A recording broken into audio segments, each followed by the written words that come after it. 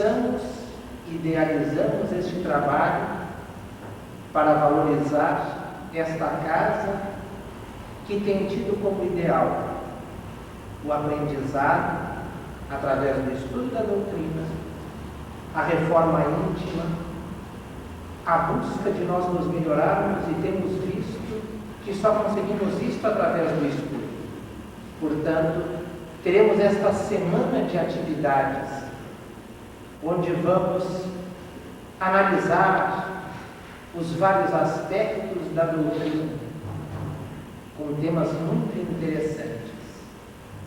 É muito importante esta data para nós, porque ela nos mostra a continuidade de 48 anos de atividade e quer nos dizer que se estamos aqui após 48 anos, é porque o caminho nunca esteve e não está errado.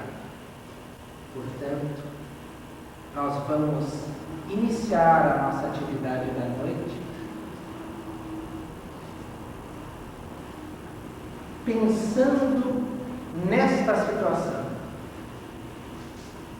de que se estamos hoje aqui com uma nova casa nesta sociedade, é porque muito foi feito, mas sempre a base foi a mesma: o Cristo e Kardec.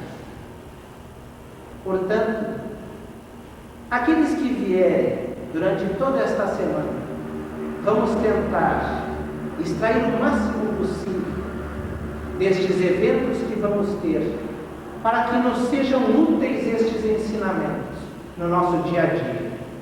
Hoje teremos a exposição do nosso professor Jorge Teixeira, carinhosamente, que fará uma exposição comemorativa, falando sobre estes 48 anos da nossa sociedade espírita. Portanto, vamos agora, neste instante, elevar os nossos pensamentos a Deus, nosso Pai, e a Jesus, este irmão maior, para dizermos: meu irmão Nazaré, aqui estamos reunidos em teu nome, e neste instante pedimos-te o amparo, o teu carinho fraternal, que possamos, Jesus amado, solicitar o envolvimento carinhoso especial a esta sociedade que comemora mais uma vez o seu aniversário. Que possamos nós aqui reunidos bem aproveitarmos estes instantes de análise e de estudo e nos envolvermos no teu halo de paz, para melhor compreendermos a vida e desta forma melhor valorizarmos o que temos recebido, nos colocando efetivamente na condição de cristãos, de filhos de Deus, de herdeiros do universo. Desta forma pedimos a Ti, ó Pai, e aos nossos benfeitores a permissão para iniciarmos esta atividade com muita paz. Que assim seja. E passamos então a palavra ao nosso professor Jorge Teixeira.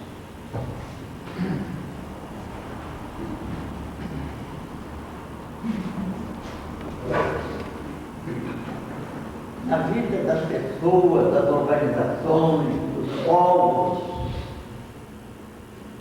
sempre parte de uma contraparte espiritual. Sempre que há formado alguma coisa no nosso plano, ela é idealizada no plano superior. E a universalidade dos conhecimentos, não só do Espiritismo, mas de todos os conhecimentos na história da humanidade, ela tem a sua universalidade. Ela nunca desponta num lugar só. Vem sendo despontada em vários lugares, em vários pontos do planeta. Ela vem surgindo de aqui, de um lado ou de outro. E nós vamos encontrar, falando um pouco somente sobre filosofia, nós vamos encontrar no século passado, que nós podemos dizer que foi o século da filosofia, onde despontou os melhores, os maiores filósofos, que trouxe tanto conhecimento para a humanidade. Nós vemos que logo no começo do século passado apareceu a teoria da homeopatia por Hahnemann, que trouxe conhecimentos assim, extraordinários, desenvolvendo uma filosofia terapêutica que ainda tem um futuro enorme pela nossa frente. Nós vemos outras filosofias desenvolvendo. Nós vemos o magnetismo que veio lá dos egípcios, mas que foram também desenvolvidos por Mesmer, por Paracelso e outros. No século passado teve um impulso muito grande, através de vários filósofos, vários cientistas, como Charcot, Dupotet, D'Urville, Lafontaine, todo elemento de primeira grandeza a desenvolver esses conhecimentos em vários pontos da Europa e do mundo conhecido. Veio no começo do século também uma filosofia extraordinária, desvendando horizontes que até hoje não é bem compreendido, além da evolução das espécies por Darwin, que causou um impacto muito grande no conhecimento humano. Depois veio o professor Rivaio, no mesmo século. Antes dele, Pestalozzi foi seu professor, que mudou completamente o sentido do educar, o sentido da didática para orientar. Até hoje estudava nas escolas, tudo no começo do século passado. E mais tarde, então, o professor Rivaio, que mais tarde assinou o nome de Allan Kardec, concatenando uma filosofia extraordinária. E ele servou-se também dos elementos mais cultos, mais preciosos que tinha na cultura francesa. Foi um Sardou, foi um Lamartine, homem das maiores expressões da cultura francesa na época. Até hoje conhece a história de Lamartine como um dos grandes escritores da época, um grande dramaturgo que foi Sardou, os irmãos, o Gabriel Delany, pai, que trabalhou tanto com ele, enfim, muitos daqueles cientistas flamarions que ajudaram Kardec na formação, na concatenação, na busca dos elementos para trazer, para que ele concatenasse, para que ele reunisse e começasse a estudar a história, o desenvolvimento dessa doutrina maravilhosa. Então veio que em vários pontos isto fora crescendo, crescendo. No Brasil também essa doutrina espírita fora trazida também em vários pontos diversos. O Brasil na época não estava muito ainda, porque o Brasil mal tinha saído da colônia. O Brasil era um império ainda travado, com lutas muito grandes intestinas, que dificultou enormemente o seu progresso. Mas quando começou a receber a notícia da terceira revelação, já em Kardec em vida ainda, lá na Bahia foi fundado um jornal espírita, o Eco Grande. Em vários pontos, no Rio de Janeiro despontou várias pessoas com a cultura invulgar e de expressão na sociedade. Marechal Everton Quadros, um Luiz Saião, um Bittencourt Sampaio, os outros de grande expressão, depois ainda de Dezena de Menezes, que surgiu ainda no fim do século. Ainda no fim do século, no começo deste século, despontou esse espírita de um desenvolvimento extraordinário. Foi um Barçanufo, na Bahia, que foi um método de um alcance extraordinário. Se o Barçanufo, naquela época, tivéssemos o meio de comunicação que temos hoje, nós íamos ter conhecido um dos grandes arautos da fenomenologia espírita e da divulgação do espiritismo. Tivemos outro Pepitinga na Bahia, ao grande alcance. Tivemos o Caigaçu em São Paulo, em todos os lugares, veio desenvolvendo muito essa coisa extraordinária, essa evolução extraordinária do pensamento humano. Que é uma coisa, vamos repetir isso. Esses conhecimentos são desenvolvidos por nós, mas também auxiliados pelo plano maior. Diz Augusto Comte, que foi um dos fundadores do positivismo, da doutrina, ele dizia da racionalidade, ele disse que ele era materialista, mas ele dissera, mais e cada vez mais, os vivos são governados pelos mortos. Ele tinha outro sentido para isso, mas dizia uma grande verdade, porque a espiritualidade vem influenciando as criaturas sempre que tenhamos aquelas condições para isso. Assim, o Espiritismo vinha sendo desenvolvido de forma salutar em todo o nosso país. E no Rio Grande do Sul? No Rio Grande do Sul, o Espiritismo era nos estados brasileiros onde ele estava mais estacionado. Por que acontecia isso? Qual era o problema? Se nós conhecermos a história do Rio Grande do Sul, nós vamos encontrar as explicações para isso. Nós vamos ver que a psicosfera do estado do Rio Grande do Sul, durante séculos, foi pesada, foi densa. Por quê? Essa parte do sul do Brasil, até o ano de 1560, era quase desconhecida. O Tratado das Tordesilhas, que dividia a América entre os dois países, Espanha e Portugal, não levava em conta essa parte. Os espanhóis, localizados na Argentina, não ligavam muito para esta parte. E os portugueses também, absorvidos lá no centro do país, esqueceram, não ligavam muito também para isso. Foi quando, pelo ano de 1560, mais ou menos, não posso fixar bem, mas um português gaúcho, vamos dizer assim, o tempo era gaúcho, ainda vivendo aqui nessa colônia, esporadicamente quase deserta, resolveu invadir até o Uruguai, até a Rio da Plata. E lá ficou um marco da divisa da colônia, que era o Brasil, com a colônia espanhola, que era a Argentina. Os argentinos lá não gostavam muito daquilo, porque eles despertavam que aquilo lá podiam pertencer a eles. Como é que os portugueses devem tomar conta que estão perto de nós? Que ele desenvolveu durante quase 200 anos.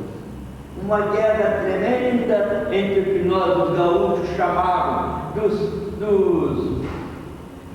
dos espanhóis contra os portugueses, os castelhanos, que eles diziam, contra os portugueses. Olha, o gaúcho, a história do gaúcho nessa época é uma coisa fora do normal.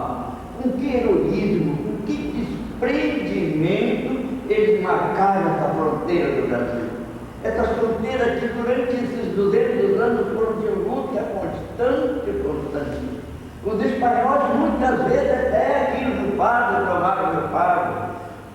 O Rio Grande, a cidade de Rio Grande, teve 12 anos sob o poder dos espanhóis. Até a Ilha do Desterro, hoje Florianópolis, fora saqueada pelos espanhóis que iam até lá. Mas aqui o gaúcho aguentava a fronteira de seguro, naquele terrorismo. Mas com isso, eles desenvolveram também aquele espírito guerreiro, desenvolveram também qualquer coisinha, eles sabiam reagir e foram construindo também aquela psicosfera pesada de ódio, de revolta, de certinho. Quando terminou o problema dessa guerra constante entre os espanhóis e portugueses, já era então, o Brasil era independente. E aí então a Inglaterra, que na época, ainda era colônia portuguesa aí no Brasil, a Inglaterra que dominava todas as relações entre os países, conseguiu fazer um acordo que o Brasil cedesse a província cisplatina, que era o Uruguai, e em troca das missões que na época pertenciam aos espanhóis pelo Brasil. Assim houve uma relativa paz. Mas é importante nós estar vendo esses dias que há um mapa na Argentina ainda, que eles localizam a divisa da Argentina no meio do Rio Grande do Sul. Ainda existe isso.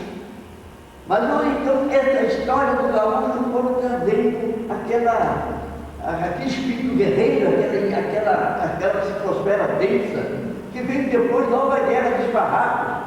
Durante 10 anos aqui o sangue correu nas coxilhas gaúchas, e é lamentável dizer que a maior parte era sangue gaúcho que se escorria aqui. Porque onde o governo central mobilizava a gente? Onde iam buscar soldados para esse exército? Aqui dentro do Rio Grande do Sul, para combater gaúchos aqui. Houve então durante 10 anos aquela luta tremenda do sangue generoso do gaúcho regando o nosso solo. Terminada a guerra dos farrapos, veio depois ainda a guerra do Paraguai. Houve umas correrias ainda lá no Uruguai, outra coisa. Mas a guerra do Paraguai também, aqui o Rio Grande do Sul contribuiu de forma extraordinária.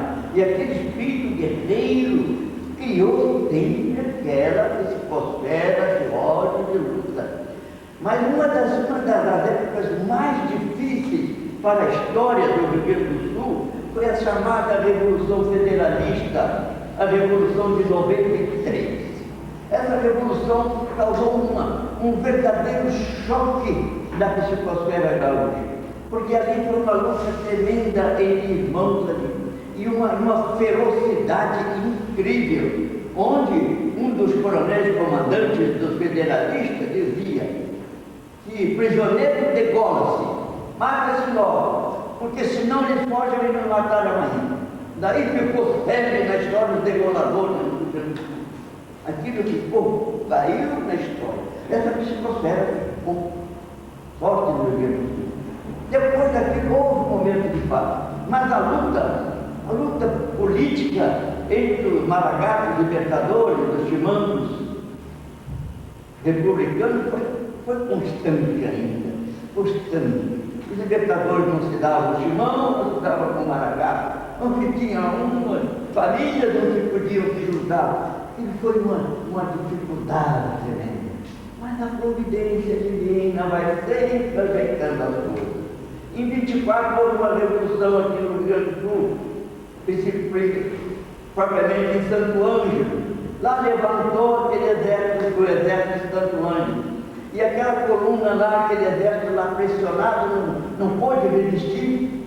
Levou para o Brasil lá fora, a chamada coluna Prestes, que viajou 25 quilômetros pelo sertão brasileiro. Aquilo parecia que foi carregando junto ao ódio, aquela psicosfera pesada, parece que foi sendo levado e dissolvido nas matas, no interior onde ela não seguia. Aquilo foi já um momento que a providência divina vai harmonizando as coisas. Foi quando também em 1926 tomou posse do governo do Rio Grande do Sul. Naquela época não era governador, era o presidente, como presidente do Rio Grande do Sul, substituindo o presidente Borges Medeiros, depois de 23 anos de perturbação constante de luta contra os maragatos, tomou posse na presidência do Estado do Rio Grande do Sul o presidente Getúlio Vargas. Getúlio Vargas foi presidente então do Rio Grande do Sul. E o presidente da República era, na época, o presidente Washington Luiz. E Washington Luiz era um paulista. Até aquela época havia sempre quase que um acordo entre mineiros e paulistas, a chamado acordo do café com leite, o café de São Paulo com leite de Minas. Um quadriênio dava o paulista, dava o presidente, outro quadriênio dos mineiros. Mas o Washington Luiz era um governador paulista, mas chamavam ele paulista de Macaé, porque ele não era nascido em São Paulo, ele era nascido no estado do Rio, na cidade de Macaé. E com isso o mineiro lá não gostou disso, que os paulistas lançaram a candidatura do presidente de São Paulo, que foi o senhor Júlio Prestes. Os mineiros lá não gostaram. E o Antônio Carlos, que era presidente lá, o mineiro velho, matreiro, como sempre os mineiros são, resolveu fundar a chamada Aliança Liberal. Aliança que uniu Minas, Paraíba e Rio Grande do Sul. E o Rio Grande do Sul é importante, eu estou levando isso aqui porque é importante uma análise. O Rio Grande do Sul, aquela desavença entre maracapes e republicanos, maracapes e chimanos, se uniram, a coisa que parecia impossível, se uniram para levar um gaúcho à presidência da República. Aí parece que desanunciou a psicosfera do Rio Grande do Sul. A coisa então parece que saiu. Então hoje, aí começou, podemos dizer, a evolução do espiritismo no Rio Grande do Sul, que até então parecia amortecida. Outros estados mais atrasados, não só cultural e socialmente, mas atrasados, já tinha a sua federação espírita, o espiritismo já era desenvolvido. Cidades, estados pequenos, como Alagoas, Espírito Santo, já tinha a sua federação há muito tempo. No Rio Grande do Sul, só em 1924 conseguiu formar a Federação Espírita do Rio Grande do Sul. Mas aí começou a desenvolver o espiritismo do Rio Grande do Sul. A princípio muito lento, com muita dificuldade, mas na década de 40 parece que a coisa começou a deslanchar. Parece que então tem uma coisa pode até ser muito significativa, porque começava aquela guerra na Europa, parecia que o ódio, que ainda, aquele resquício de ódio, parece que foram tudo atraído para lá. E aquilo então parece um pouco mais desanuviado. Começou então na década de 40, um desenvolvimento maior do espiritismo no Rio Grande do Sul. Em Porto Alegre, então, começou. Porto Alegre, até então, praticamente, duas sociedades predominavam, e era a federação, era consubstancial nessas duas sociedades, Allan Kardec e Dias da Cruz. Elas alternavam na direção e ficavam. Foi quando, então, fundou-se a Sociedade Espírita Paz e Amor, em Porto Alegre. É importantíssimo que veio até um espanhol que veio para o Rio Grande, que ajudou a fundar a Federação Espírita do Rio Grande do Sul e também a Sociedade Paz e Amor. Foi Ângelo Alvaroso, um espanhol que serviu, que teve muita influência do espiritismo no Rio Grande. E na década de 40 começou então a crescer mais, porque o espiritismo até então no Rio Grande do Sul, as casas espíritas que tinha em Porto Alegre, no interior muito raro, porque quando eu venho para o sul extensivo, eu procurei tomar conhecimento de algumas casas espíritas, até mesmo aqui em Santa Cruz. Em Santa Cruz, quando eu vim para cá, tinha lá perto da Vila Schultz, aqui era lá do outro lado, não tinha cidade, mas lá, tinha lá que é um curandeiro, que era na América, São que fez curas extraordinárias, dentro daquela humildade dele, ele fez coisas extraordinárias.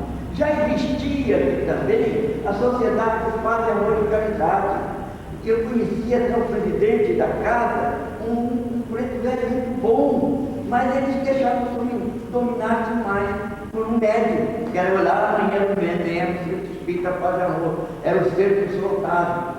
O seu Otávio citava as obras e mandava. Então, o espiritismo do Rio Grande do Sul era mais para o mediunismo, e do mediunismo para o... Mas estamos fugindo do tempo, que a gente do credo do credo de qualquer forma, de ser levado para o ato de apenas acompanhar, de não raciocinar, era um passo só. Então as lutas foram muito grandes. Mas na década de 40, então, começou a se desenvolver no Rio Grande do Sul um movimento muito grande. Vamos deixar um pouco de modéstia à parte, e também em Santa Cruz. Também no dia 30 de abril fundou-se então esta casa. Fundou-se esta casa que nós procuramos desde o início numa base maior, que era importante, que nós decidimos logo. Era também ali, juntou-se uma meia dúzia só de idealistas, mas quase todos inexperientes. Mas nascido dessa experiência, veio uma advertência séria. Perca por falta, por excesso de cuidado, nunca por falta de cuidado. Então, assim orientou-se desde o começo a orientação da casa. E tivemos que a providência divina sempre funciona. Porque as coisas não acontecem por acaso. Como seria difícil fundar uma casa espírita em Santa Cruz sem alguém de expressão, porque tudo que se ouvia muitas vezes, desde quando falava de espiritismo, dizia assim, isso é coisa para gentinha. Era o que se ouvia. Mas veio aqui nessa época que mal tinham fundado aqui, tinham trazido para cá uma agência do IAPI, hoje INPS, que na época começou a funcionar, onde na esquina, onde a ponte Singer, ali começou, e trouxe ali um bacharel, gerente dessa agência, um bacharel, Dr. Benildo Leal de Moraes, que era de família espírita de Santa Maria, com pouca experiência, mas entusiasmado, começou a procurar, a ver quem era espírita na localidade, para ajudar, para formar a casa. Coitado, levou tanta correria, tanto xingamento, mas ele foi perseverante. Muitas casas puseram ele para fora da casa, porque ele achava que era um absurdo aqui. Mas ele perseverante. Mas então esse já era uma autoridade. Então o negócio já não era mais com jeitinho. Estava ali o doutor Benildo, já era alguma coisa, né? Veja a coisa muito chamando a atenção. Aí veio também o casal Jacobos, gente de expressão da cidade. O seu pai já havia sido prefeito da cidade, ele era um homem de expressão na sociedade Santa Cruzeiro, também veio dar um apoio muito grande à casa. E assim a casa então ficou se formando. Mas é importante que quase junto, no mesmo ano em que nós fundamos esta casa, em Porto Alegre também, logo um mês depois, fundou-se uma das casas de maior expressão hoje no Espiritismo no Rio Grande do Sul, que foi o amigo Germano, que até hoje é uma das casas também quase na mesma época. Vemos que a providência divina vai concatenando, vai trazendo as coisas.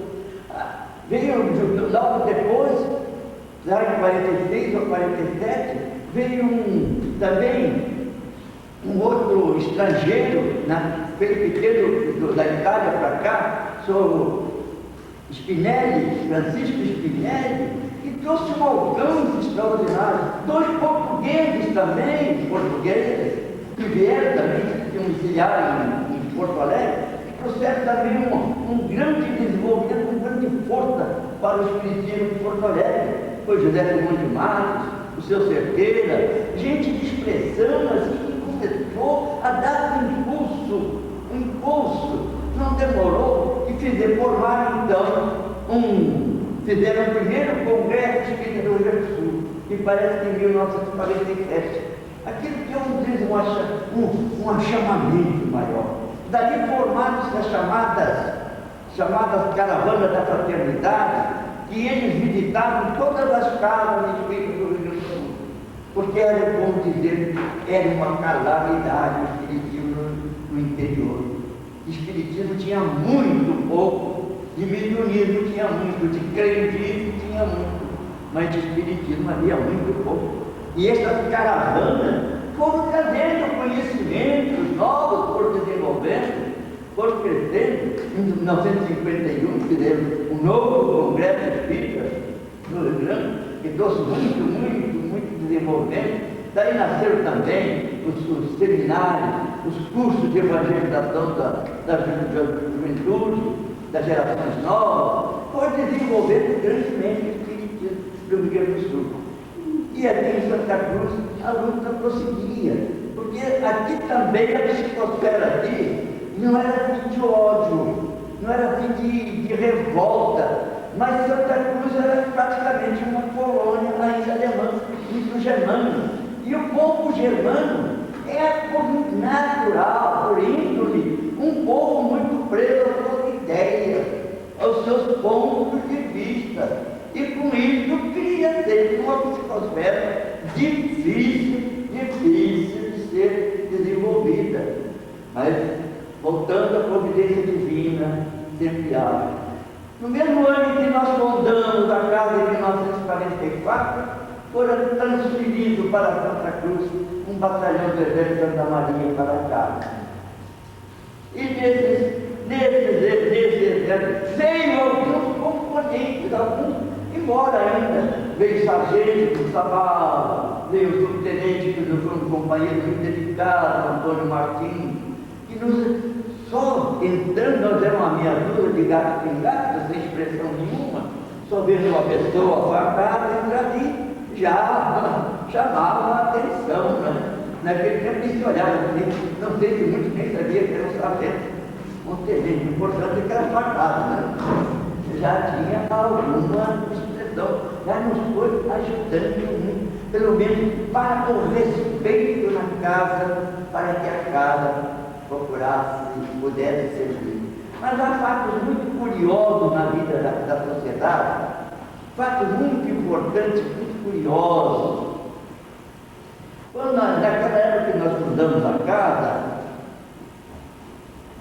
os estatutos tinham que ser registrados na polícia.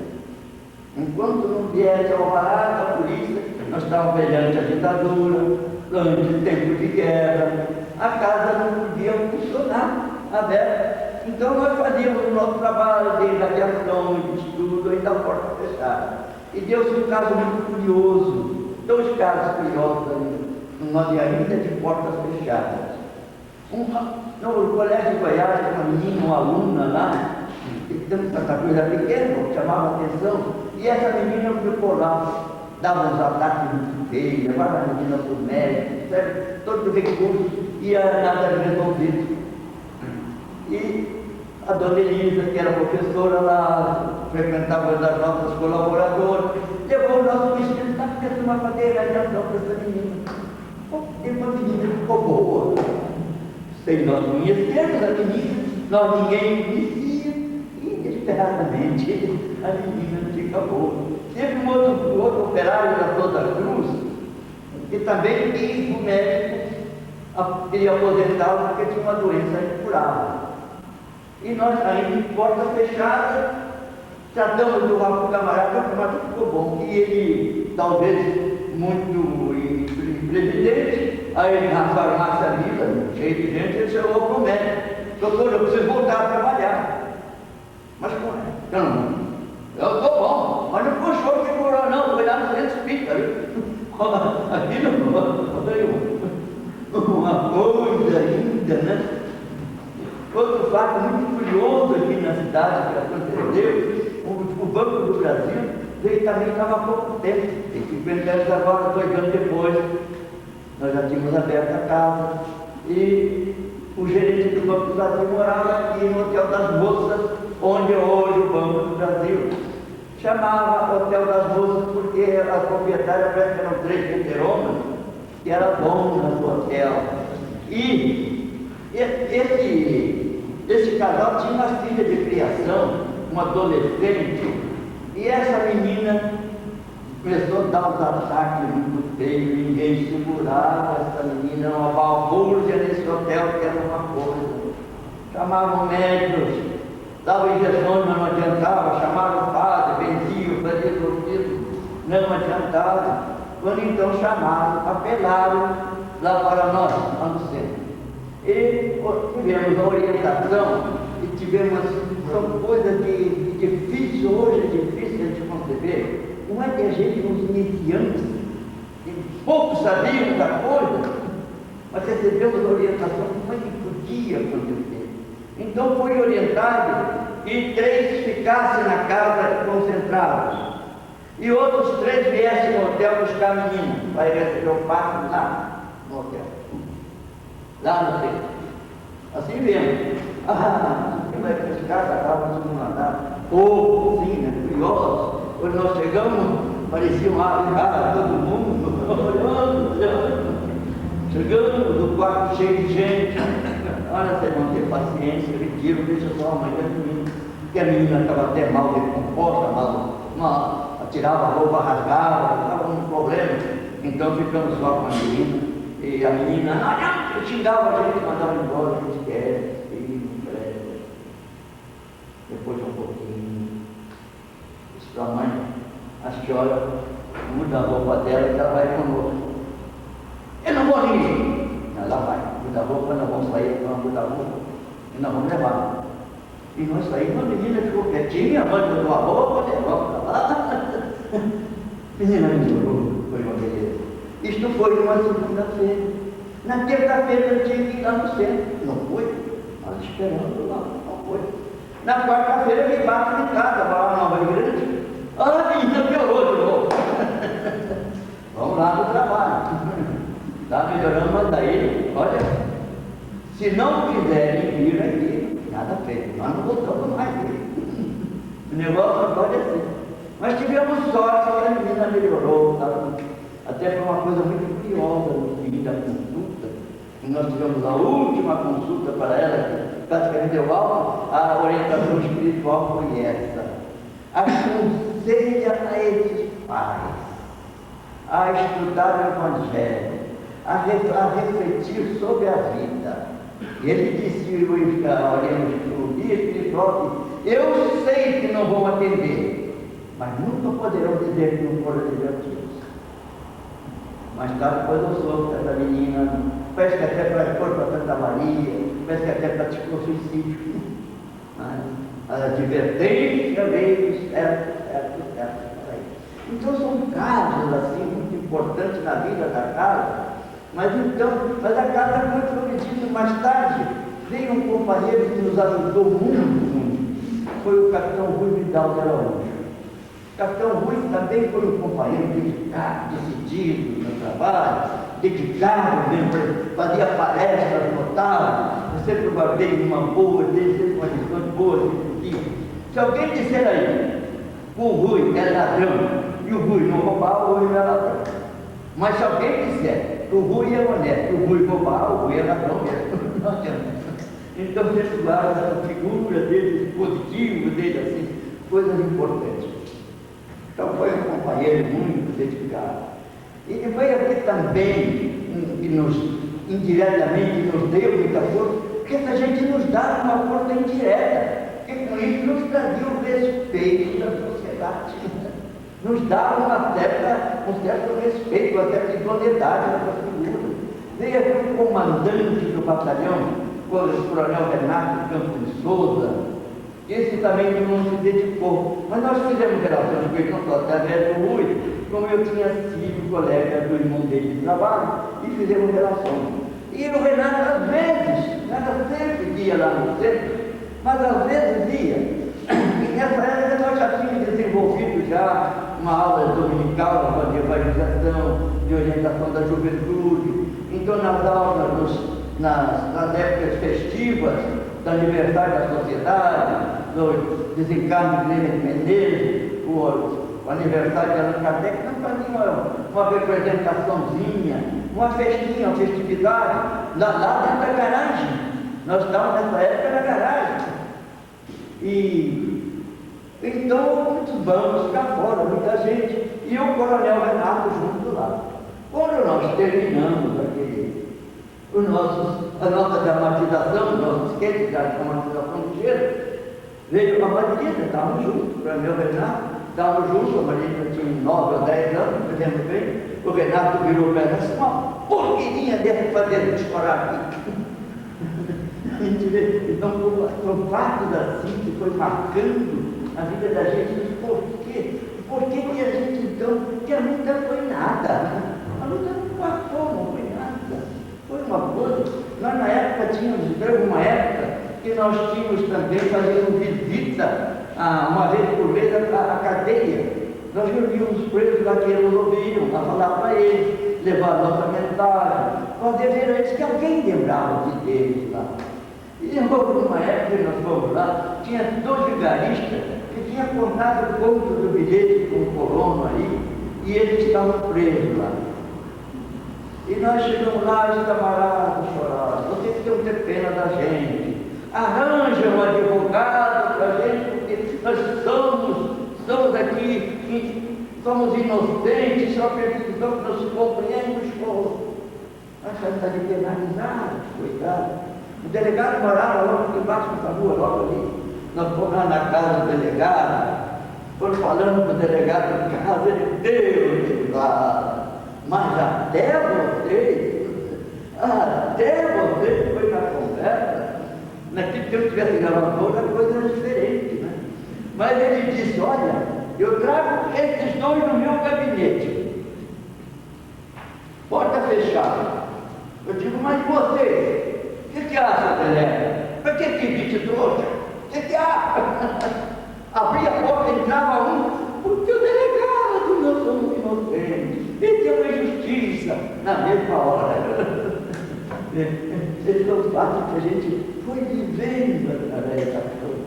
Mas houve um fato mais importante ainda na luta, porque houve um tempo que nós tivemos que sair. Quando nós estávamos na casa, na inauguração, nós tivemos que morar, alugávamos uma casa, onde é hoje o escritório do Roberto Smith. Alugamos uma casa ali com 3 peças, e ali nós começamos a casa. Depois ali, pressionado, acho, pela comunidade evangélica, tomada de evangélico, nos pediram a casa, né? E naquele tempo não tinha lei de inquilinato, não. O proprietário pedia que sair mesmo, né? E nós ficamos sem para onde ir. Então o senhor Reinaldo adaptou lá a garagem dele, então começamos a trabalhar na garagem. Mas depois de uns anos, o velho também ficou doente, o filho médico pediu que ali nós estávamos perturbando a saúde do velho, porque o velho se interessava muito pelo trabalho e doente não podia que nós tínhamos que sair dali. E olha, e para onde? Agora, e para onde? Nós tínhamos em caixa na época 6 mil cruzeiros. 6 mil cruzeiros naquela época era algum dinheiro. Mas como comprar o quê? O quê? Foi quando então um companheiro vendeu o terreno ali por 32 mil cruzeiros. Nós demos aqueles 6 mil de entrada e ficamos de dar 450 mil por mês. E vamos construir agora. Para começar a construir, o terreno aqui era muito das grandes que a gente tiveram. E nós queríamos fazer até justamente o contrário. Olha, o que saiu de terra daqui foi para a rua, porque tem um pouquinho das máquinas que levavam terra, não. Era até hoje no carrinho, irmão. Está saindo até hoje, tem terra lá na frente. Até tem terra que ele tirava, mas era no carrinho, irmão, quando levava ali na saída, tinha uma valeta, e não era assim, tinha uma valeta muito grande ali na calçada, que ia para a rua, então nós fazíamos uma tábua uma aqui e outra para não haver os carrinhos, poder ir muito contra muito. Encheu os carrinhos de terra para nós. Nós não vamos levar os carrinhos, aí não fica cabeça. Mas quem encheu os carrinhos? As senhoras que calejavam os patrões, uma dona Irma, a senhora velha da sociedade enchia os carrinhos para nós e levava os carrinhos. Isso todos os dias, até 10 horas da noite. Domingo nós passávamos o dia, fazíamos aqui um puteiro, uma coisa nos fundos e trabalhávamos o dia inteiro. Depois construímos a casa. Construímos a casa, porque a maior parte foi para o nosso esforço, a maior parte foi para nós, o trabalho mesmo de cada um. mas informamos a casa. Um fato muito interessante, mais tarde nós começamos a idealizar uma sopa para a criança pobre. Fazia falta na cidade, tinha muita criança pobre na cidade daqui. Então resolvemos fazer um galpão, um pavilhão mais no fundo, para criar a sopa, que vocês conhecem, devem ser conhecidos, esse pavilhão aqui. Um dia nós estávamos fazendo um puteiro ainda para fazer barracões, tudo para arrumar, e fizemos então um puteiro lá. E na frente nós tínhamos uma festinha das crianças que estavam fazendo faziam seguido isso para qualquer uma comemoração, os pais vinham, ficavam felizes, as crianças. Nós fazíamos sempre aqueles teatrinhos, mas só de peças doutrinárias, só assuntos doutrinários. E nós estávamos aquele panelão lá no puteiro, depois que estávamos trabalhando, depois vamos pegar no serviço e deixamos um companheiro lá cuidando, você bota pouco aqui. E eu tinha trazido um pote de pimenta vermelha para quem gostasse do dentro. O companheiro que estava lá achou que aquilo era colorado, meteu toda aquela pimenta acabou toda a festa. Olha um problema daquele. São fatos assim na vida que a gente vai marcando, né? Vocês sabem quando nós fundamos, quando nós armamos aqui esse barracão, essa última parte que nós chamamos a parte da sopa, esse último pavilhão aqui, na manhã de sábado tinha 2 cinamons, 3 cinamons aqui no pátio, e no fundo ainda um galpão ainda tapado com essa cantafé, tinha telha e tinha esse galpão lá. Então, na sala de manhã, nós desmontamos aqui, arrancamos aquelas árvores. No outro dia, no domingo, já tinha telhado, a telha em cima daquele pavilhão. A turma parecia muito rica. Os homens serravam, as mulheres traziam, seguravam as tábuas, o outro pregado, aquilo não tinha dinheiro trabalhando. O vizinho ali que estava construindo disse: eu quero que a gente vai trabalhar para mim. Porque no outro dia estava pronto o serviço. Então teve um caso, nós tínhamos um serviço que nós criamos logo um serviço de assistência, que nós percorríamos também a Zona Pobre, levava assistência. Tem muitos fatos curiosos, mas na época tinha um casal de velhos que moravam debaixo da ponte, de uma ponte lá da ponte do Jesus. Nós resolvemos fazer uma casa para os velhos, né? O velho tinha 6 ou 8 filhos morando lá. Então nós fomos lá na serraria, mandamos serrar as tábuas, a gente conhecia, pegou as tábuas, todo o tamanho, o sol, metemos aquilo dentro do caminhão no domingo de manhã, no domingo de tarde a casa estava pronta. Para o velho poder entrar na casa. Teve até uma expressão até de um padre no culto da igreja, ele chamou a atenção. Parece mentira, aquela meia dúzia de gato pingado faz coisas que nós não fazemos. Expressou coisas muito interessantes assim na vida, mas o relógio nos chama a atenção que não podemos falar sempre. Mas mais tarde veio também aqui um outro coronel do exército, veio dirigir, também veio chefiar aqui o batalhão, o coronel Floriano. O coronel Floriano veio aqui, tinha assistido muitos trabalhos de junto, e trouxe até um tecido de uma fazenda que um espírito materializado deu para ele. E ele era muito, então, levado muito para o mediunismo. E o Floriano veio, queria logo tomar parte do nosso trabalho mediúnicos também. Nosso regulamento, todos tinham que frequentar no mínimo 3 meses, pegar habilidade com o grupo, participar, aquele cuidado. E agora? O coronel aí, eu não tive dúvida, fui lá no escritório do homem e de licença fui lá. Aí eu disse para ele: olha, o coronel, está nos causando uma grande dificuldade, porque o nosso regimento é esse. Se nós vamos abrir a porta para o senhor, vou dizer, porque ele é coronel. Na pizza eu não quero. Resolvido o assunto. Pois olha, ele se tornou um companheiro dedicado. Mais tarde ele foi transferido a Porto Alegre, foi presidente da Sociedade Espírita Allan Kardec. E numa vez ele esteve aqui na casa, em público, aqui ele falou: eu nasci nesta casa para o Espiritismo. Aqui eu vivi Espiritismo. Ora, não que correu tantos lugares, tanta coisa veio ver, isso aqui veio ver Espiritismo. Isso tudo são coisas assim que nos estimularam, nos avançavam. Mas uma das coisas importantes na nossa casa é que nós dirigimos logo o nosso trabalho para estudo. Estudo. Desde os primeiros tempos nós tivemos 2 até hoje, as terças e sextas-feiras de trabalhos públicos. Terças para os livros dos Espíritos, terças para o Evangelho segundo os Espíritos. Criamos um novo grupo de estudo. Procuramos logo criar um departamento de evangelização das gerações novas, que talvez foi o primeiro no estado que se desenvolveu. Esse movimento também é interessante.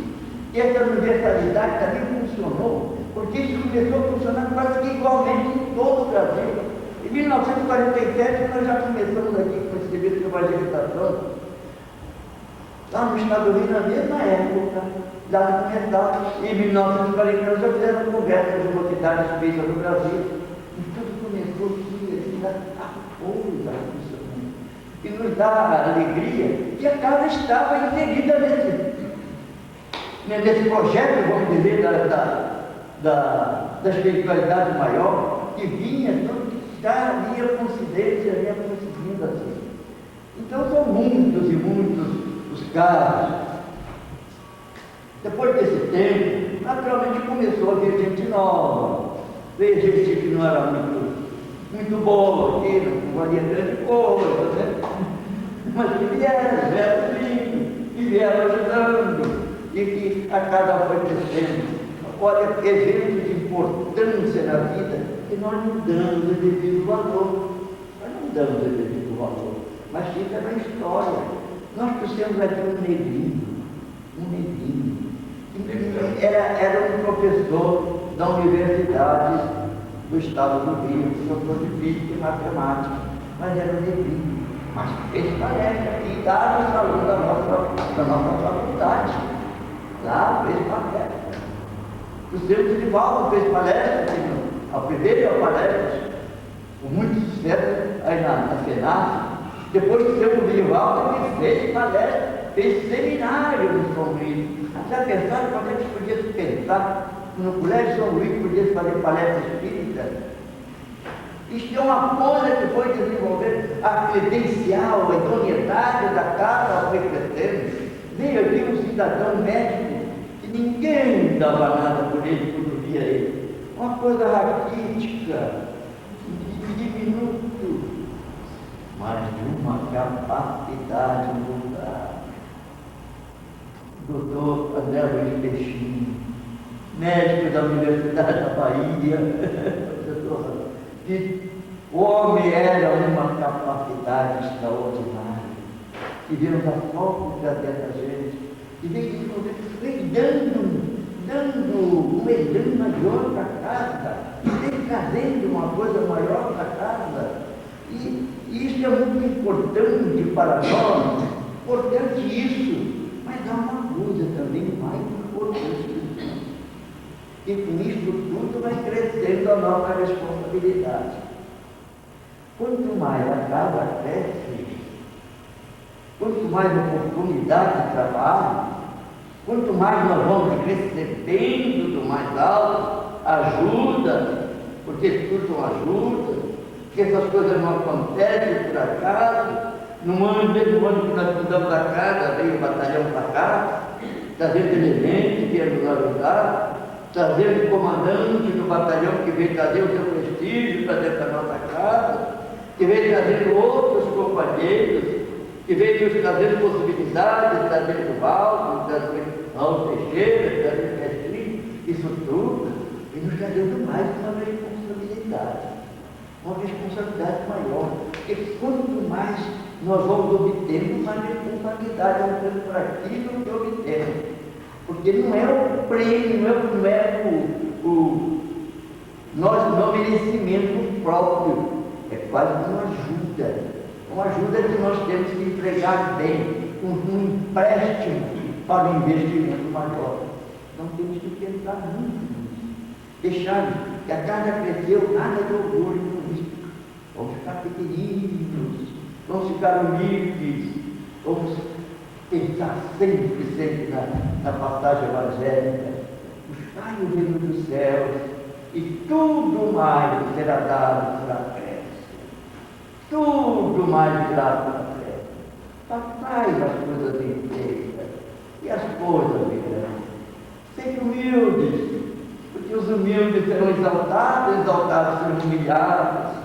Então, o Evangelho cheio disso. E aprendamos isto a continuar, a fazer desta casa um luzeiro de luz. Através desses anos e anos, desses 48 anos, essa casa, graças a Deus por isso. Sempre aquele que bateu a porta dessa casa recebeu alguma coisa. Mesmo até diretamente, nem foi preciso conversa, nem respeituado, mas em casa já recebia. Esteve lá quando nós estávamos na conversa, conversando lá com uma senhora, eu procurei conversar, ela disse para mim, eu vim aqui para pedir uma consulta, mas eu cheguei tarde, e aqui me senti tão bem, que não tirei mais a consulta e fiquei boa. E as coisas acontecem, mas é preciso nós valorizarmos isso. Não é pelos nossos méritos, não. Temos que crescer nisso, temos que valorizar aquilo que Deus tem. Há muita coisa a pensar, a falar, a pensar muito, e assim de improviso escapa muito, mas nós vamos vendo, estudando a história sempre é a grande mestra da vida. Estudando a história, vamos ver o porquê da vida. Estudando a história, vamos ver o valor da luz defendendo a sua solteira. Mas passou daquilo que hoje tem que crescer em espírito. E a Federação Espírita do Rio Grande do Sul, depois da década de 40, despertou para o Evangelho. A difusão do Evangelho, a difusão do Espiritismo como doutrina que veio a incumbência de iluminar a humanidade. Doutrina que o espírita tem muita responsabilidade. Aprendamos isto e vamos seguir em frente com aquela confiança. Isso é que esperamos. Nós aqui que estamos na linha de fundo, que já não temos mais muito o que fazer aqui. Hoje os fundadores da casa que nós conhecemos vivos, o primeiro somos 3, a dona Elisa com dificuldade já de saúde, não pôde vir hoje, a Julieta que está em Blumenau, e somos por enquanto 3, os outros já foram, mas quem sabe estão participando ainda dessa festa, porque nós sabemos, mas hoje temos certeza que uma entidade correlata a ela existe no outro mundo. Muito obrigado.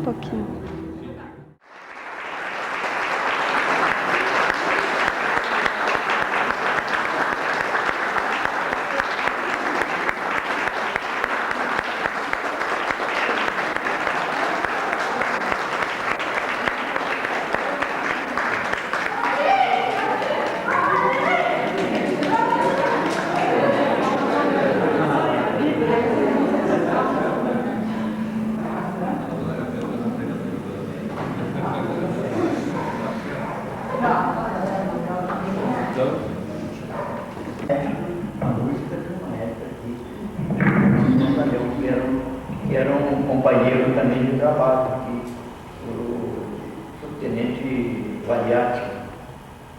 E, então, isso é principalmente o pulmônio lá, que é do nível presente, que foi um dos esteios do começo da casa.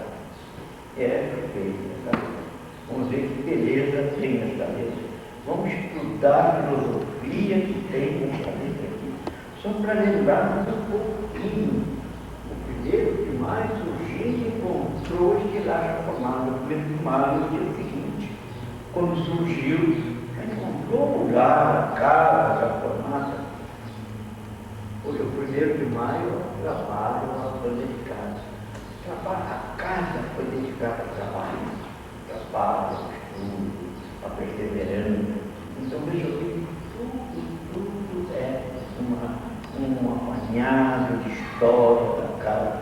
Ela fez, vejamos bem, o trabalho gostoso com crença, trabalhar com fé, confiança, aquela serenidade. Veja como explica, como dá a coisa da força.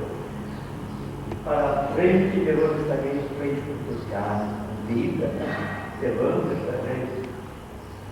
O trabalho não é algo que não pensa, o trabalho vence tudo, porque ela é dificuldade, tudo é superado com o trabalho, né? Seja que trabalhe, procurando ordem, disciplina, vontade, não há algo que não vença. O trabalho é do céu brasileiro. Não é nosso trabalho. O trabalho do céu, é lei divina. É lei divina do céu brasileiro. Venceremos as terras e as lutas. Seu trabalho é a família.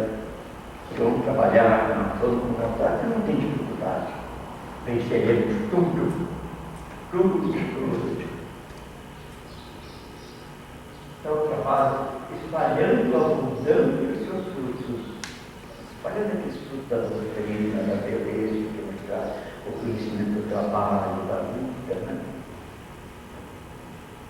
Consolando os aflitos e os enfermos, dando consolação àqueles que batem na porta, aqueles que vêm.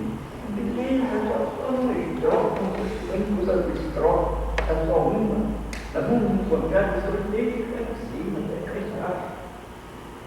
Foi atenta, já viu nessas pragas, olhamos nem sequer ver um mal. A luz nós entendemos como uma luz do Espiritismo, que não era conhecido.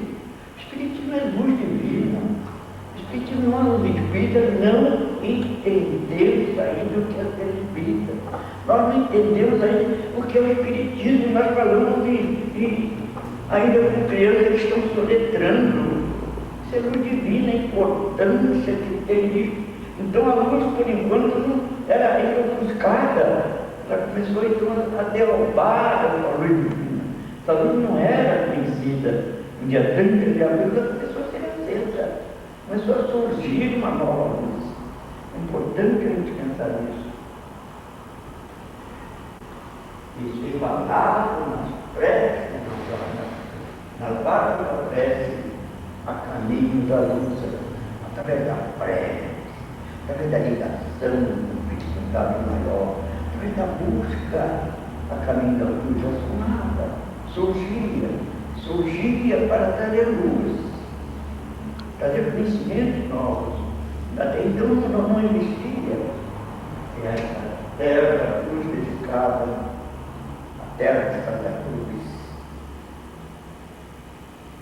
Será em breve o retiro de Jesus. Se nós fizermos desde o retiro de Jesus, a terra Santa Cruz dedicada, será em breve o retiro de Jesus. Pela luz do Evangelho aclarada, pela luz do Evangelho, com o lema a caminho da luz. Vamos lembrar disso durante a canção.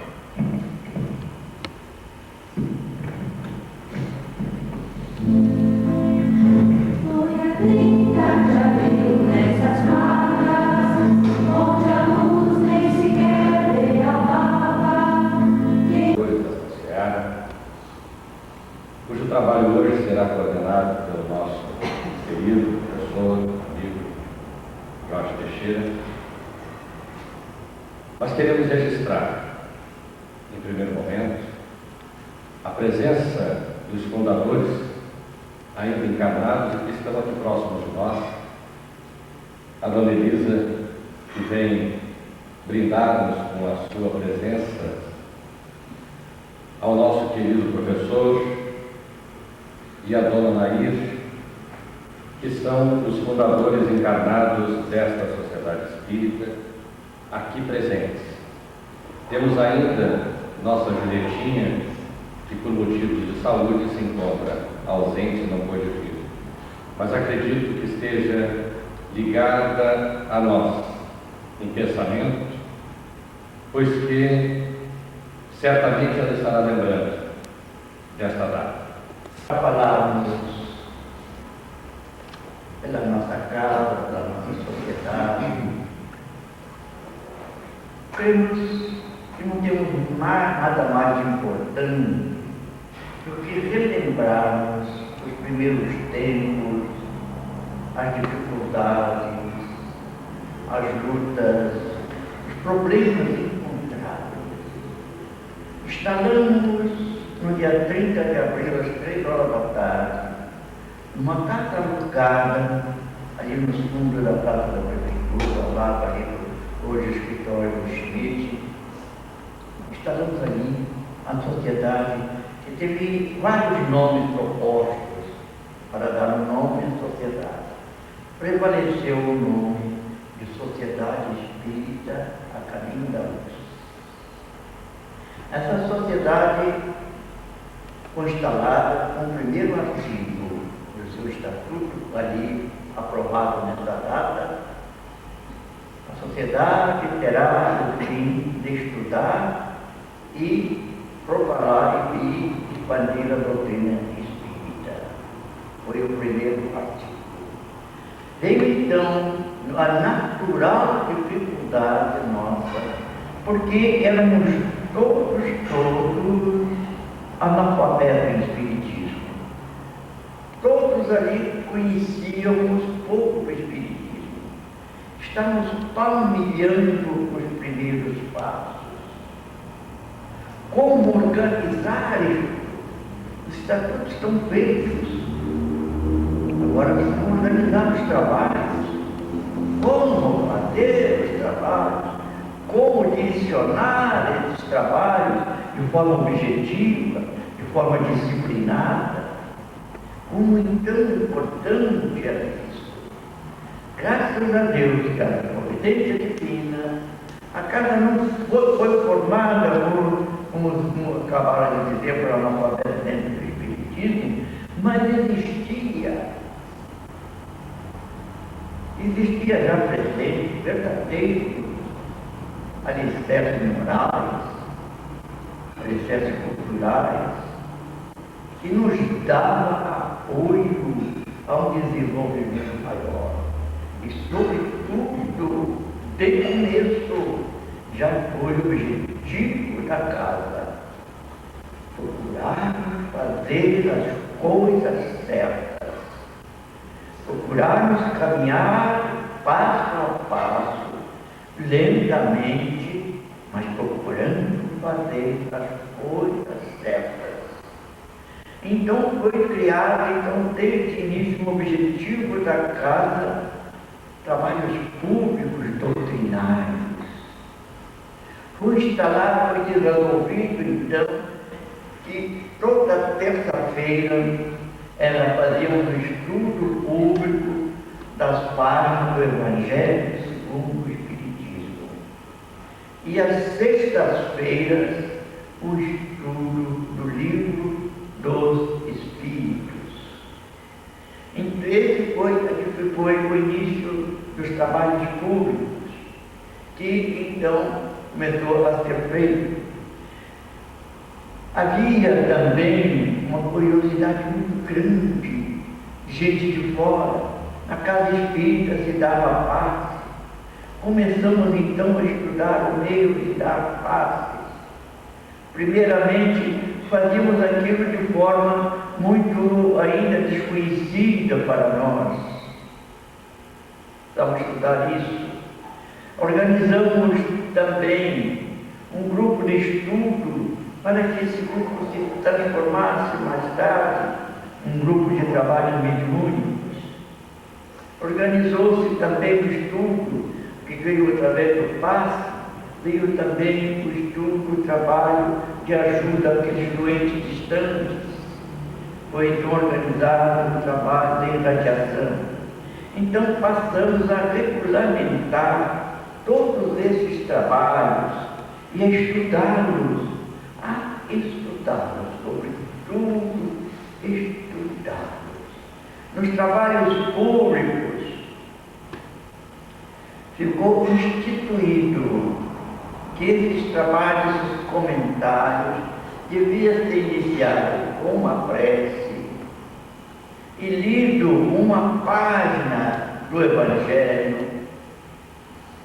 Então, no dia, às terças-feiras, já estava escalado aquele que deveria falar sobre aquele tema, já preparados, e que ele então deveria estudar esse tema.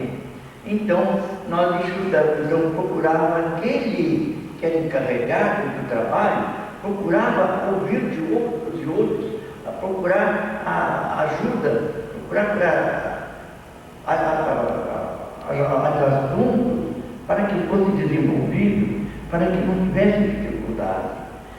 Ficou também instituído que aquele que fosse fazer o comentário, que ele falasse os 15, 20 minutos e não tivesse, o assunto tivesse terminado para ele, que evitasse de encher o tempo com palavras, com assuntos fora, trazendo assuntos fora do objetivo do trabalho.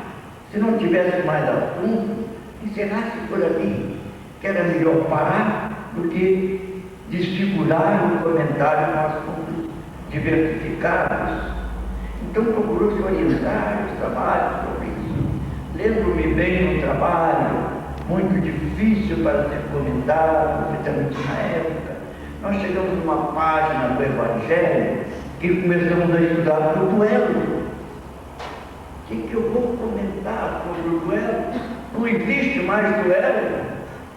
Como comentar o duelo?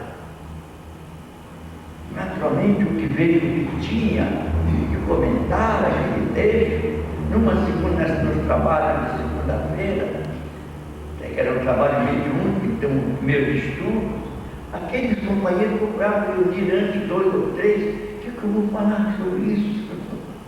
Qual é o assunto, qual é o aditivo que temos, quem vai trazer alguma coisa? Pessoas então a pensar, não existe mais duelo de armas, não é isso, duelo de procura, o Evangelho explicar, aquele é o momento, o duelo hoje. O duelo hoje é mais de interesse, hoje não se mata mais pela honra, não se lava mais o sangue, a honra com sangue, mas hoje se mata por interesse. Se mata, se briga, se mata coisas mais preciosas, talvez, do que a vida. Uma amizade, fraternidade. Muitas vezes defendemos pontos de vista, a unhas e dentes, desfazemos amizades profundas, matamos amizades, relações preciosas, apenas por privarmos, por termos pontos de vista diferentes. Então o Espiritismo veio nos dizer que temos que terminar com o duelo, não com o duelo que lava a honra com sangue, mas o duelo que mata a amizade, o duelo que mata objetivos maiores, que aprendemos a dar, a abraço, aprendemos a nos entender, que o Espiritismo nos traz isso. Então, isso pequeninas lições que foram trazendo, que foram nos trazendo para estudo, para desenvolvimento dos nossos estudos. Quando vem o estudo do passe, nós organizamos uma comissão que durante um ano inteiro estudamos o passe, o trabalho do passe. Nós éramos 5 companheiros que reunimos todas as quintas-feiras, muitas vezes no trabalho, 1 hora e meia, só estudando o trabalho de passe.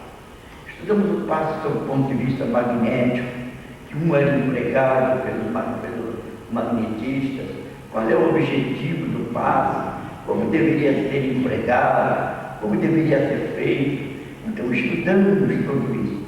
Fazia parte dessa comissão, eu, o Armando Welter, o Marciliano e um outro companheiro, o subtenente, que nem me lembro o nome, fazíamos parte desses estudos, estudamos o ano inteiro esse estudo, esse trabalho de passe.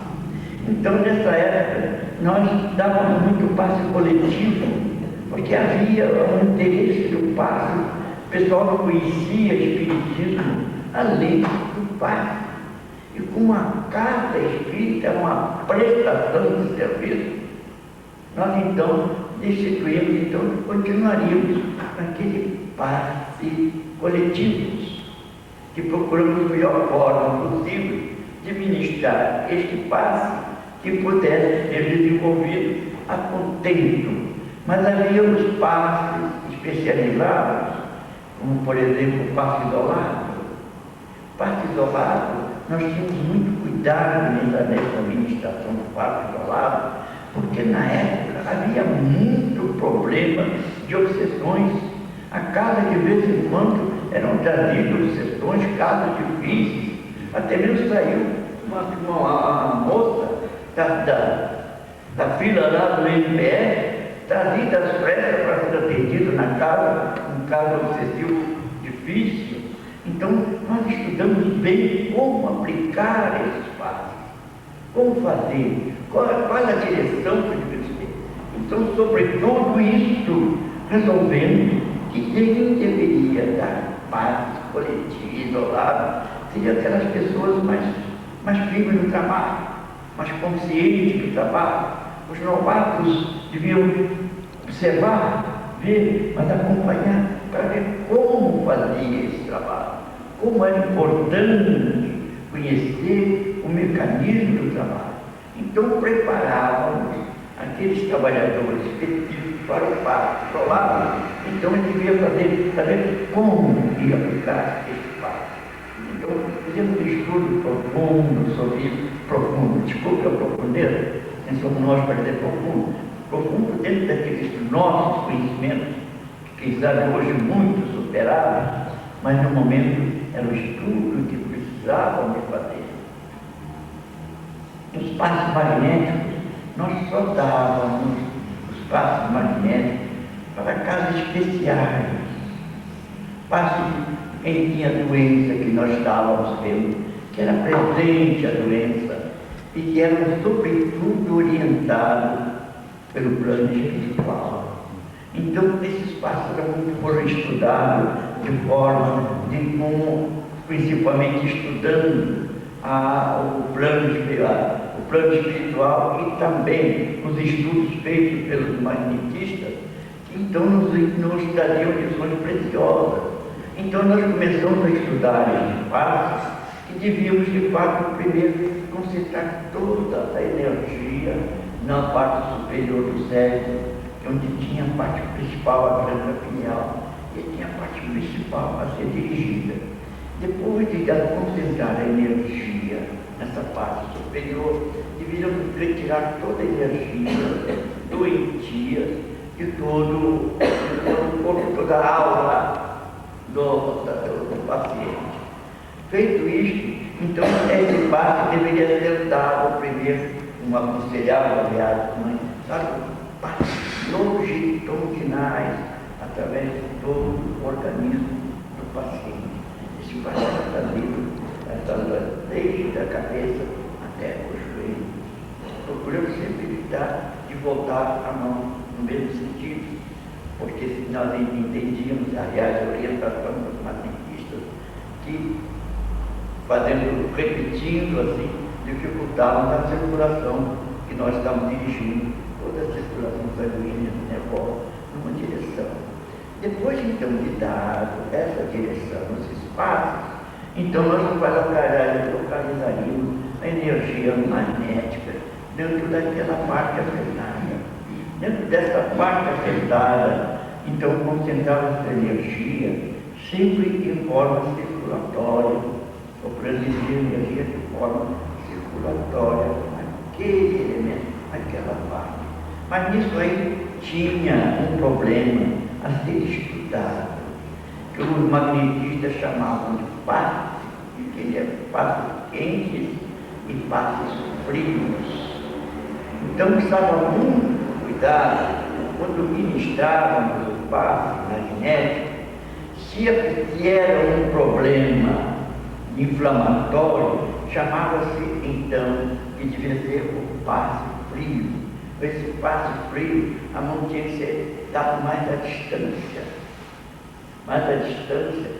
para que aquela parte que houvesse inflamação, que houvesse já pensado sobre o coração, que houvesse qualquer problema inflamatório, não podia um passe muito próximo, ter influência muito aguda e que ajudaria, quem sabe, um desenvolvimento mais acusado do problema. Então, aconselhava-se isso. Por isso, aqueles que davam passes magnéticos eram só aquele grupo especializado que tinha estudado. Quando o chamado passe revulsivo, que chamava, que havia uma confusão, um problema, então o passe era dado mais perto, mais próximo, nunca tocando no paciente. Isto era uma causa principal. Nunca se toca no paciente. Por muitos motivos. E, primeiramente, não era inconveniente. E, primeiramente, segundo, podia haver abuso. Um dá passo no sexo oposto, podia haver abuso em consequências. Então, já foi estudado desde o começo.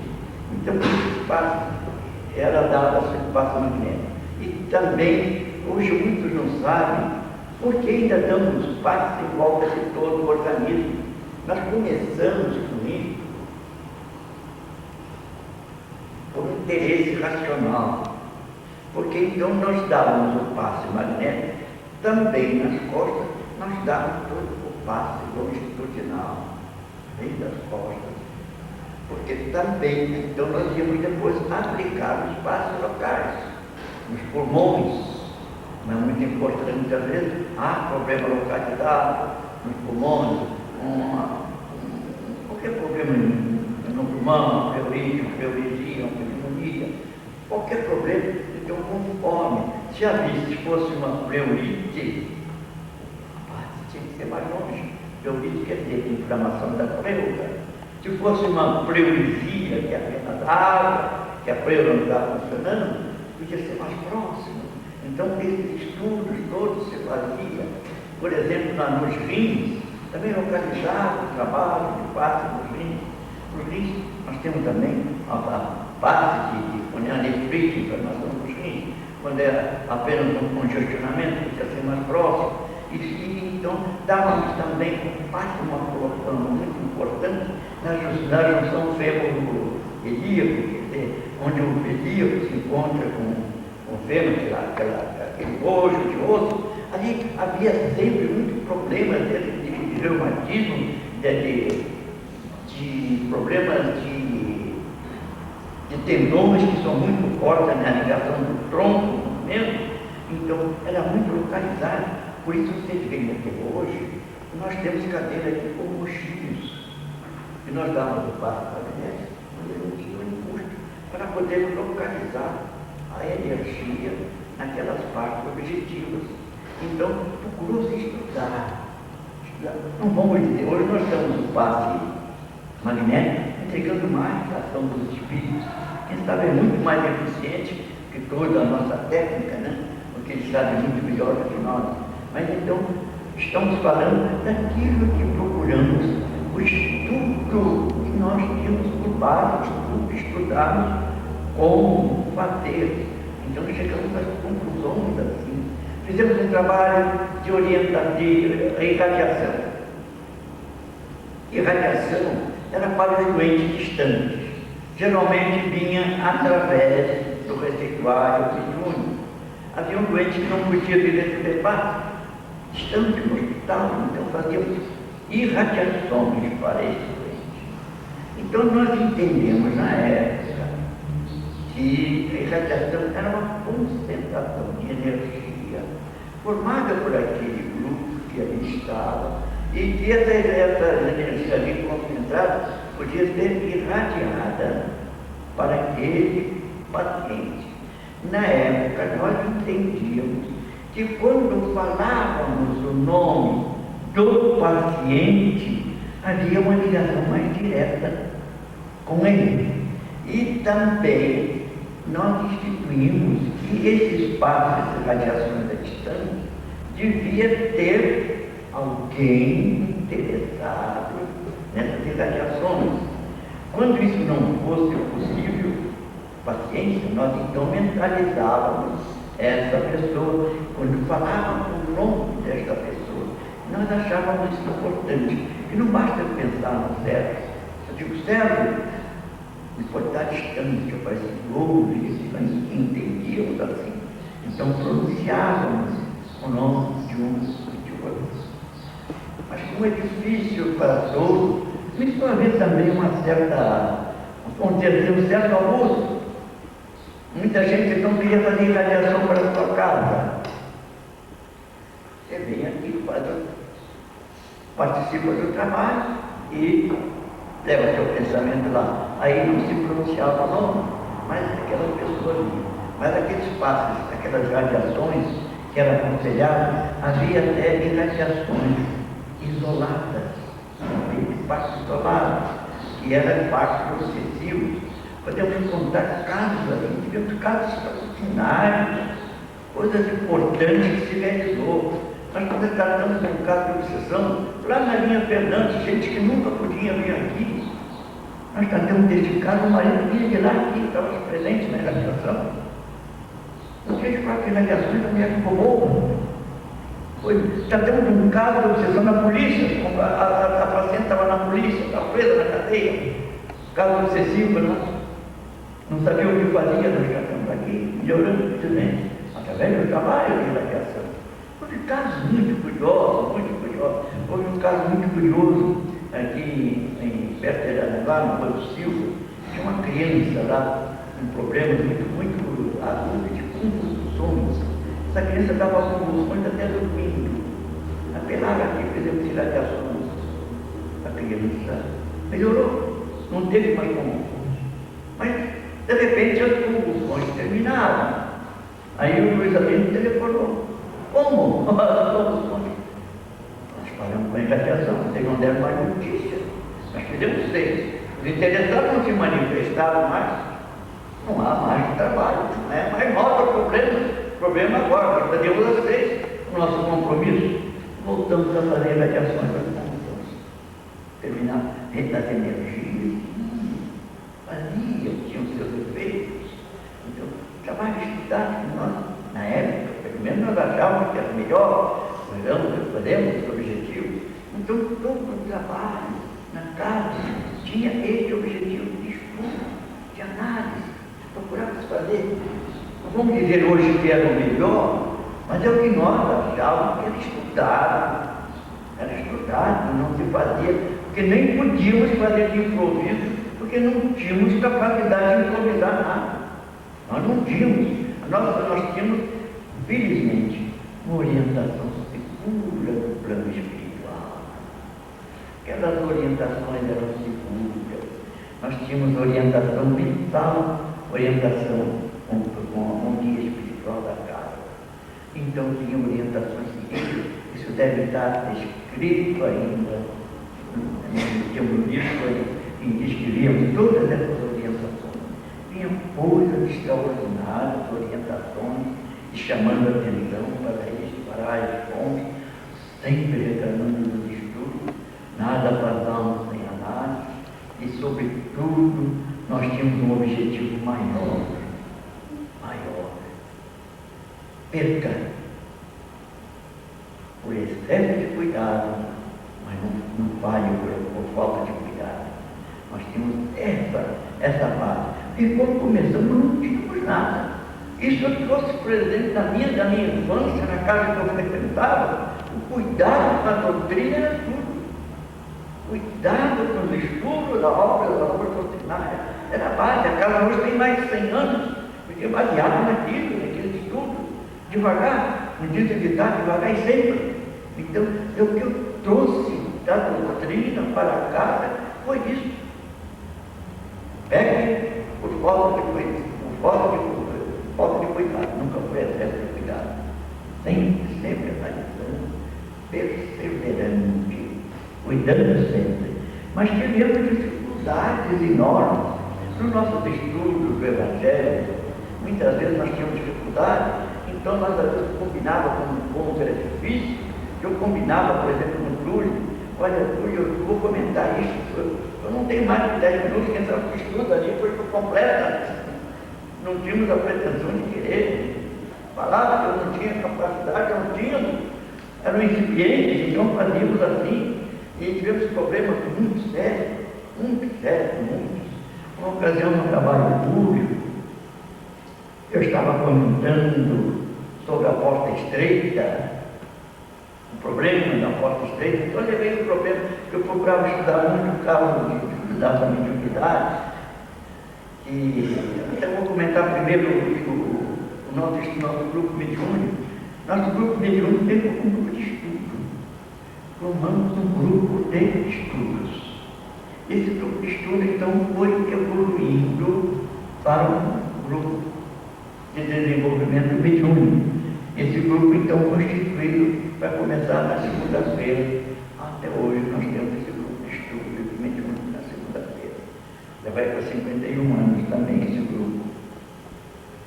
Então, para este grupo, nós escolhemos aquele que estava frequente no estudo.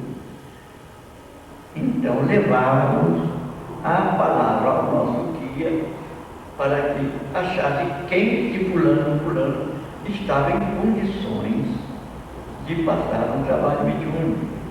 Porque ele nos orientava, então. Muitas vezes não é o problema do médico que está apresentando sintomas de mediunidade, mas esse médico às vezes tem problema até de saúde, que precisa ser estudado se ele está e não em condições de participar de um trabalho dele, principalmente porque nós estamos tropeçando. Nós não tínhamos aquelas melhores condições de organizar o grupo ainda. Nós éramos todos uns ignorantes no assunto, então tínhamos que cuidar. Então, todo aquele novo candidato deveria primeiro, embora participasse do grupo, vinha orientação espiritual. Numa dessas orientações, um dos companheiros fundadores da casa queria participar do grupo. Nós consultamos, então, ao guia espiritual. A resposta foi lacônica. Esses trabalhos devem ser presididos pelo amor e não pela curiosidade. Disse tudo, o companheiro queria, era curioso para ver a comunicação. Nós somos aqui para trabalhar, né? Não para assistir, não para ver, não para apreciar. Então, tinha lições como essa. Mais tarde, tivemos uma senhora também, tinha mediunidade à flor da pele. O fenômeno em casa era comuníssimo. E ela então queria participar do grupo mediúnico. Muitos companheiros entusiasmados, imagina que médico extraordinário. Consultando a guia da casa, a resposta foi esta. Esta irmã precisa fazer um esforço de educar as suas emoções. Depois de educar as suas emoções, então pode começar a trabalhar. Ela não atendeu, achou que não podia ser. Mais tarde mudaram para Porto Alegre. Um dia eles fizeram visitar, eu estou aqui na frente comigo, então ele disse para mim, poxa, cara, hoje está até furando o canto, você está dando curso extraordinário. Que bom. Mas para mim, médio é que faz coisa boa para desenvolvimento do espírito, mas assim está bom, tá bom. Tempo depois eu fui a Porto Alegre, ter serviço. Minha repartição era lá no alto, na Borda Medeiros. Eu já vinha atrasado para pegar o ônibus às 5 horas da tarde. quando eu estava no caminho novo da minha, ele falou: Jorge, foi Deus que fez eu te encontrar. Tu tens que ir em casa comigo agora. Eu respondi: estou com passagem comprada até agora. Não, você tem que ir lá, porque a casa está lá, está até fechada no quarto lá com a minha irmã, que eu não sei mais o que fazer. Se eu solto ela quebra tudo, eu não sei mais o que fazer. É extraordinário, eu ouvia, mas tinha razão antes. E o meu amigo, não é só, mas eu pago de passagem amanhã. Não, meu filho, eu tenho compromisso lá no serviço, não é assim. Mas de manhã eu tenho que estar lá. Senão a fábrica não funciona. Não posso falhar. Mas então, dei endereço da paz e amor, você vai lá fala com Matos que eu te mandei lá. Então casos assim, que vem à tona para a gente lembrar da dificuldade e da orientação segura que a gente ia ter. O instrumento que aqui não vai avante, aqui não se faz médico, outras casas estão cheias de médicos. O homem velho cresceu mais assim, né? Que tínhamos que enfrentar, às vezes, enfrentar coisas assim. Tem gente de fora, às vezes, enfrentava, não ia partear. Ia partear de um momento ou outro. Enfrentar isso, sim. E nós, recipientes, o que vamos fazer? Se não fosse a inspiração do mais alto, nós estamos boiando, né? A inspiração vinha segura, tranquilo. Antes de responder aquele irmão, abraçava, mentalmente, estou te abraçando. Olha bem a resposta. Meu amigo, vamos conversar depois. Calma, nós podemos estar falando de um assunto aqui importante para os outros. Mas eu sou a maioria, né? Então, temos essa luta. Que será uma luta de cada momento, de cada instante. Assim, vemos formando esta casa. Ela hoje está grande. Está grande. Eu repetia aqui muitas vezes. Nós, naquela época, o Espiritismo, nossa casa, estava na fase infantil. Naquela época infantil, nós tínhamos que ter todos esses cuidados, porque era um cuidado com uma criança. Ela agora passa para a fase juvenil, a faixa etária juvenil, a fase que está crescendo. Vou dar minha opinião, talvez errada, mas vocês que estão assumindo, lembrem-se que a fase mais difícil de educação é de adolescência. Educar um adolescente é muito mais difícil do que educar uma criança. Adolescente geralmente impulsivo, né? Quer ver resultados. Então, se é para seguir um conselho, eu diria: por excesso de cuidado, nunca por falta de cuidado. Vamos prolongar essa conversa. Se tivesse que falar sobre a casa, são 55 anos. Fatos não faltam, luta não falta. Estes problemas têm surgido a cada momento, a cada instante. Momento difícil. Tínhamos um companheiro aqui, capitão do exército, extraordinário, companheiro alto, potente, mas era um companheiro extraordinário. Nós fomos dar parte, atender um caso particular a ele. Meu filho, quando nós começamos a dar parte, tinha uma senhora do lado, postante também. Eu vi logo que a senhora não estava certa. Mas eu digo: só pode dar de fora, pode piorar. Vamos começamos a dar parte, em nome da grande fraternidade. Começou o negócio. Muito calmo, começou a guarda da grande fraternidade. O nosso trabalho está terminado e nós não vamos continuar. Mas não tem fraternidade, minha filha. Tem o interesse dos outros. Nós temos a vida aqui trabalho. O Rui disse assim: Eu fiquei com medo dessa mulher dessa agarrada. Eu disse, não, não. Foi muitos problemas. Muitos.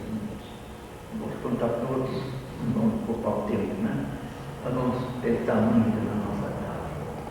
Muito. E aprendemos a nos abraçar. O Peixinho estava falando aqui. O valor do abraço. Em vez de estar longe, um valor do abraço. Abracemos que abraçando da mão do entender. Abraçando da mão do receber tudo. Companheiro que tem de bom e de ruim na nossa vida. E vamos crescer assim. Obrigado.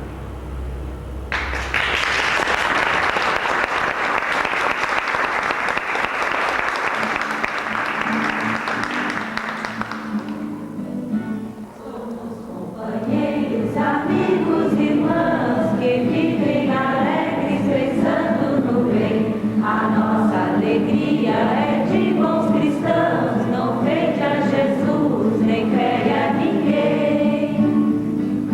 A nossa alegria é ver o Evangelho, vibrar e contagia, da criança ao velho, mesmo entre perigos, daremos as mãos, como bons amigos, como bons cristãos. Podemos dizer que fomos quase pioneiros no Rio Grande do Sul. Começamos já em 47 a organização de um departamento para a evangelização da igreja. Eu quero estar falando nisso, porque nesse estudo nós contamos com um elemento essencial, que não podia faltar, foi a família. A professora e sobretudo o estudo moral, a majestade,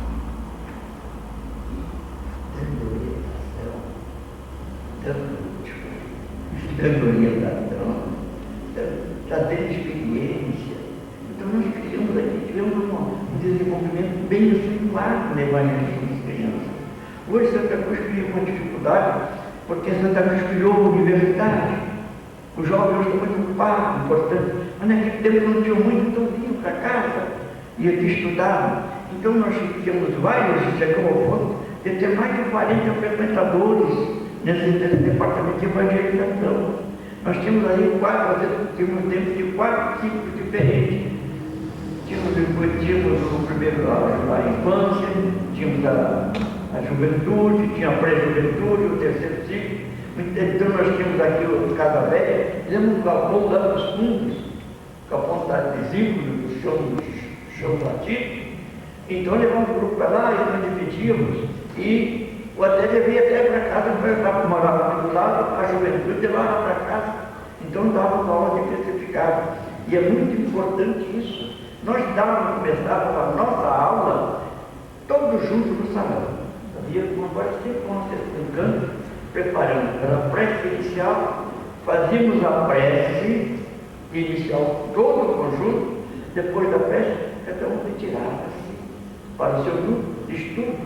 Depois desses núcleos de estudo, cada um estudava, tinha hora marcada, sempre para esses estudos, e quando terminava esse estudo, então reuníamos novamente no salão e fazíamos a prece de encerramento. Aqueles que tinham pressa para sair ficavam dispensados, mas depois nós continuávamos ainda com uma hora de ar, uma coisa ou outra, porque nós tínhamos sempre preparados esse departamento, sempre preparado um esquetezinho, uma declamação, porque nas horas, nas reuniões festivas, sempre o departamento de evangelização sempre fazia uma coisa importante. Então fazíamos seguido, por exemplo, no aniversário da casa, fazíamos um trabalho mais com a juventude. Olha, a casa ficava cheia, ficava muito. Tivemos fato assim, ainda lá na garagemzinha, o pessoal ficava lá mais no fundo, lá no meio debaixo da parreira de uva. Eu me lembro de um fato muito importante, muito curioso. Nós tínhamos um comandante do batalhão, o Coronel Renato, que ele foi lá frequentar, foi lá ver. Nós fizemos um esquetezinho lá, depois junto com ele, veio uma menina que era tipo 8, uns 9, 10 anos, quando ele veio, ele disse, essa porqueirinha aí vai ter gente chorar. Daqueles sketches que representavam, então, tínhamos coisas preciosas. Quando fizemos aqui o Congresso 58, no Congresso da Juventude Espírita, levamos uma festa de 3 anos. E levamos mais de uma vez tudo. E vamos tudo de fundo doutrinário. Não se apresentava nada, nem um esquete, nem uma declamação, nem um soneto, nem uma coisa de fundo doutrinário. Até um companheiro, numa ocasião, ficou meio assim, que a filha estava aprendendo gaita, ele queria que a filha fizesse a apresentação. Tem fundo doutrinário não, então, nada a ver. Ele não gostou, ele gostaria que a filha apresentasse. Digo, mas não é mais um caso.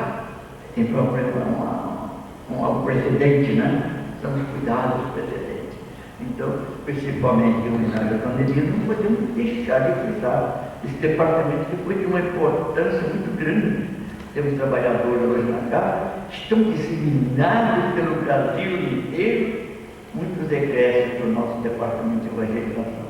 Podemos citar muitos lugares que saíram daqui, desse departamento que foi criado. Aliás, graças a Deus, a nossa casa fez muitos trabalhadores que estão espalhados também no Rio Grande do Sul. Muitas outras casas foram criadas já no Rio Grande do Sul por elementos que saíram daqui. Podemos citar Sobradinho, Candelária, Novo Hamburgo, Nova Friburgo, muitos outros lugares, São José dos Campos, gente que saiu daqui. Que saiu daqui, que foram trabalhar em muitos lugares, foram pagar, principalmente desse departamento doutrinário. Desculpe, ó.